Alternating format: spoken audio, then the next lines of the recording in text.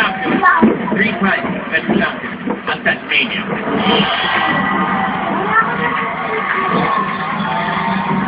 Kenneth, congratulations.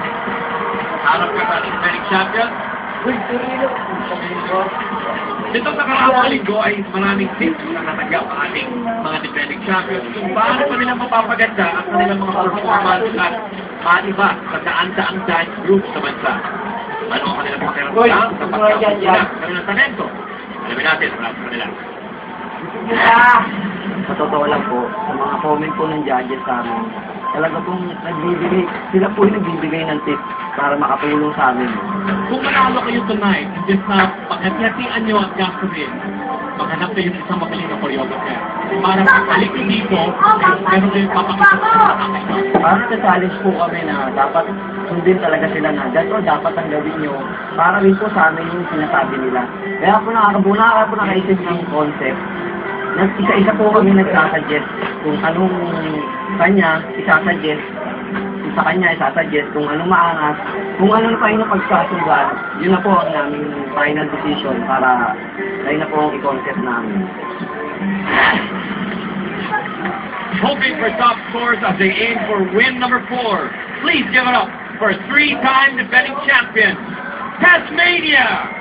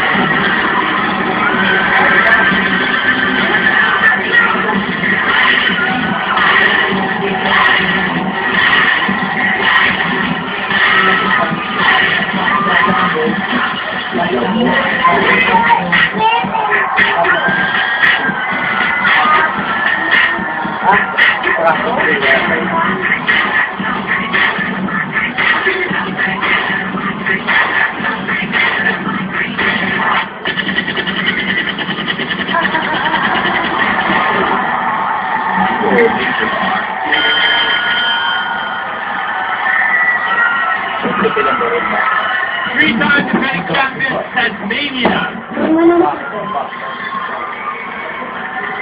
Bye, boy.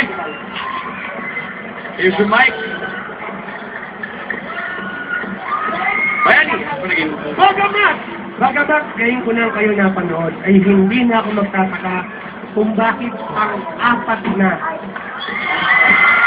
ang pagbabalik ko dito sa kalentado sila. Lahat sabay-sabay, meron na yung napulang isa lang siya. Yung nasa likod, tinitingnan niya kung ano yung gagawin ng grupo.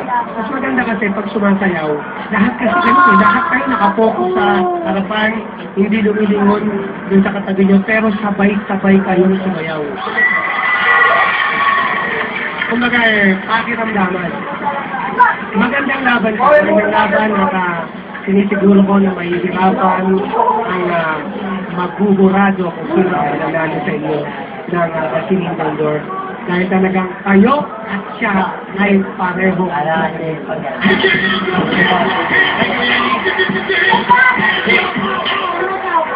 Yes! Palo kayo!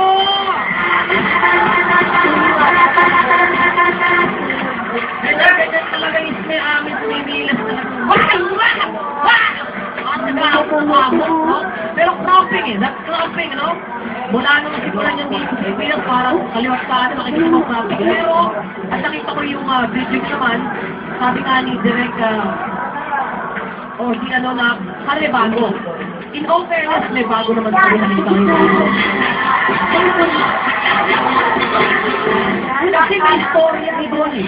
Actually, may story ang idol. Maganda, malinaw. Ito yan. May storya at maraming tumbling. Maraming tumbling na. Marami kami nakikita. Ang nangyari. Nangyari. Kaya, pero kung sinabi ni Bayari, totoo sinabi niya, magaling din kasi yung makakalaban nyo. So, bahala na masakpak pareho para sa akin, patay kayo. Palong-palo kayo. Thank you, Kate. Miriam? May hirapan talaga kami.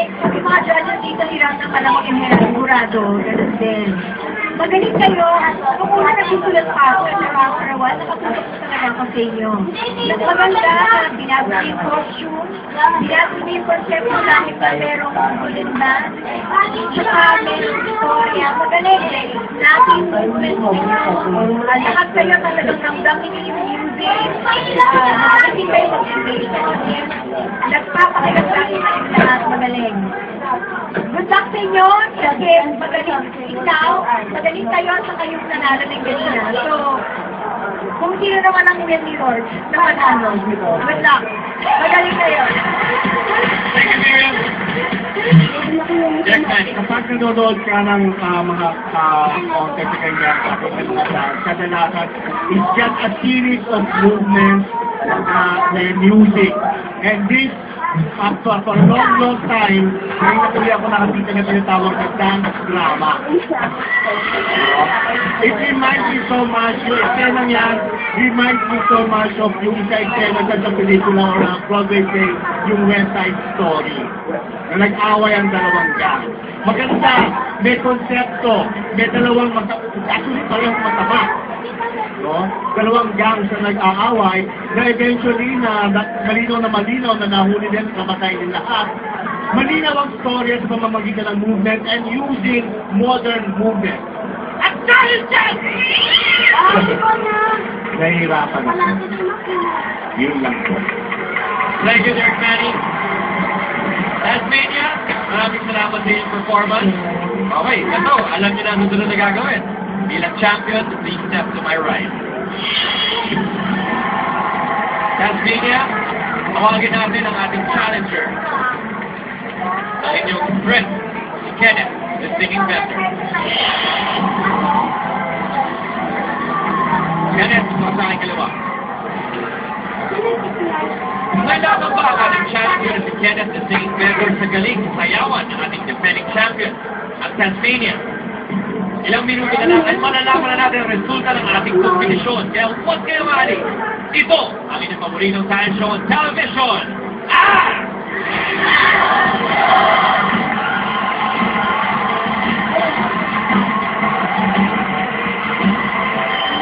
Congratulations!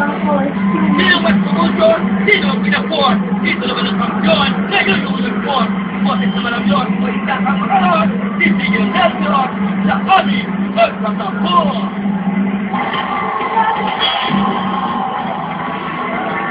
For the fourth straight week, isa na namang soloista ang kalaban ninyo, champions. Nakailan na kayong singer? Si Kenneth ang pangatlong singer. Ang isa, gitarista. Kinano niya.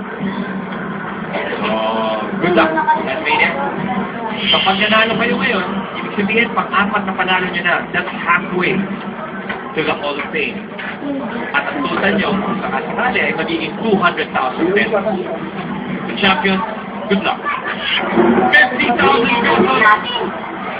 And a chance to defend the title. Congratulations! Tasmania!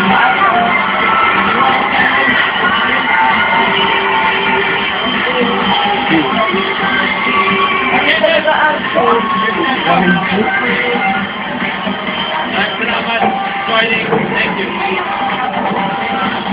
Tasmania! You point when you're halfway to the Hall of Fame. Congratulations, Polygon. Ito yung premyo. Maganda kayo na mabuti. Dahil mula ngayon, pahirap at yung mga kalaban at dapat Napagaling ni Gilon, napagaling. Congratulations, Death Mania! Ayaw kumataw ang hindi talaga. Pagkalaan kayo.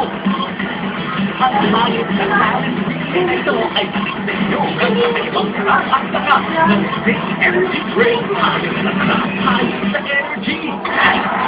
Kaya naman kami po nila sa neto, hatid namin sa iyo sa darating sa Sabado kaya at sa asahan mo, magkikita ulit tayo sa araw na yun. Ako po si Ryan Castillo.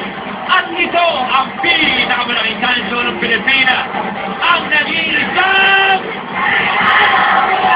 Parang walang idea na ayos to nakakabot eh.